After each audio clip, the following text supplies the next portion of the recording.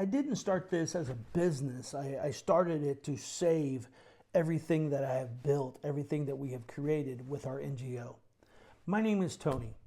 I am in this space and going to tell you my story. It's going to take a couple videos, so I hope you'll stick around for this. I live in Krakow, Poland. We have a small NGO here. We had a small community center here. In 2022, we were just a few hours away from the Ukrainian border when the war broke out, and that border was overwhelmed with refugees and people seeking a place of safety, mothers and children waiting in the cold of February for sometime 24 to 48 hours on the border.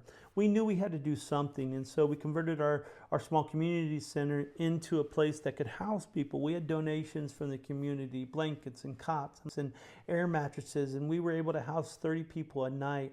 In the first 30 some days of the war, we never locked the doors. We were open 24 hours a day, 7 days a week, always taking people in, always trying to provide food and housing. And there was over 1,000 people that came through our community center in those first 30 days. But we knew we needed a better solution. And so we began to look for options and try to get funding. And funding was coming in. We were getting great funding. And through the support, we were able to rent a bankrupt hotel that had been empty for 2 years. We've installed 3 different communal kitchens.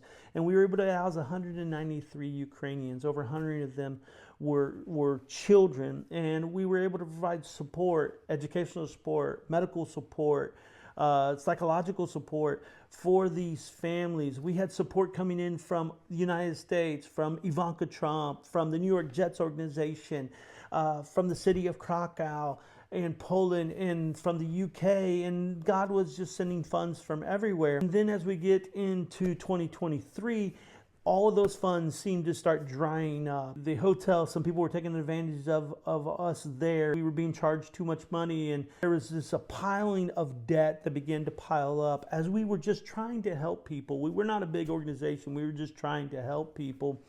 And even our community center rent doubled during that time. We had to figure out that solution. I knew we needed another way. Debt piling up, I was stressed out, we were exhausted, tired of begging for money that wasn't there, and we just needed another way in order to support what we have built that helps people every single day.